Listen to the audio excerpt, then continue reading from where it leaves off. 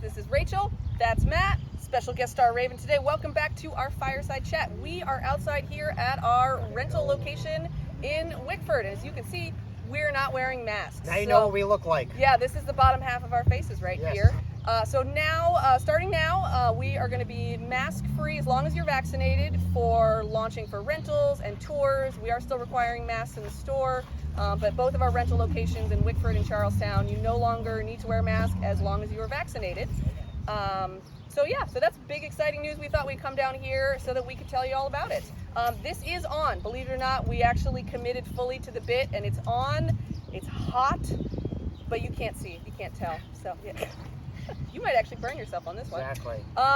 So now, unfortunately, this more bad news out of everything. Matt, what do we got? All right, I am the bearer of bad news. So, we are starting to see some increases in pricing, some surcharges from the manufacturers. This is with paddleboards. This is with kayak companies.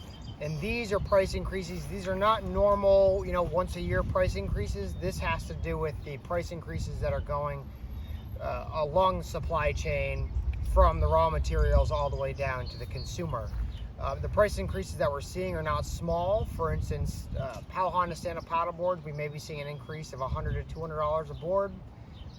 Confluence, which is a Wilderness Systems Perception, we're seeing $100 to $150 a kayak that is coming across. And then with Hobie, we're seeing some freight increases. So unfortunately, with these price increases, these are not normal price increases. So what you may be dealing with a lot of different industries is having some inline price increasing. Even if you have put deposits on stuff, it's just something that, unfortunately, as small businesses, even larger big manufacturers can't absorb all of the cost. So we're actively working to see how we can integrate some of that newer pricing into the mix to keep that to a minimum and to be as equitable as possible. We want to be fair about it. We want to be fair about it. So that's really what you're going to see there. It's not going to be with every manufacturer, but I'd say by the end of the year we probably are going to see increases by every manufacturer. So right now we're just kind of dealing with them as they come in. So that's really no good news, but the supply chain still seems to be kind of doing its thing. But we're seeing increases everywhere. So we're trying to bear some of that on us, and unfortunately we can't just bear all of it on us. So we're just trying to figure that out. So we will let you know if anything changes there.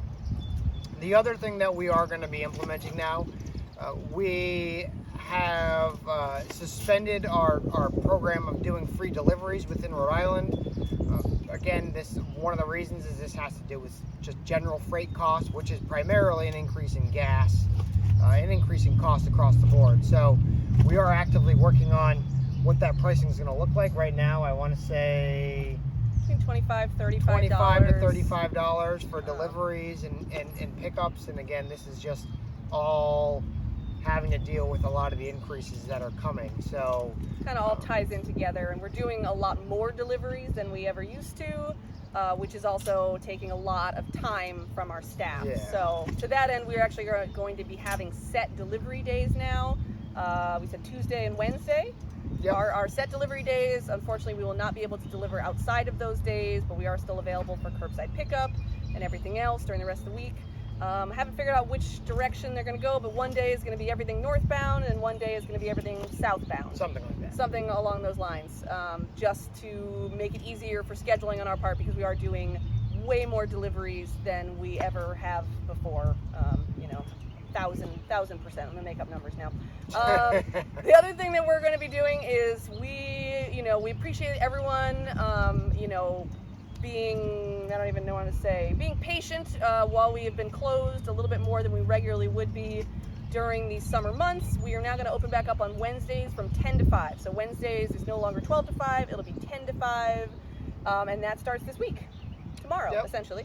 And then the other thing there is all of our rental locations, Wickford and Charlestown, are now going to be open 9 to 5, 7 days a week.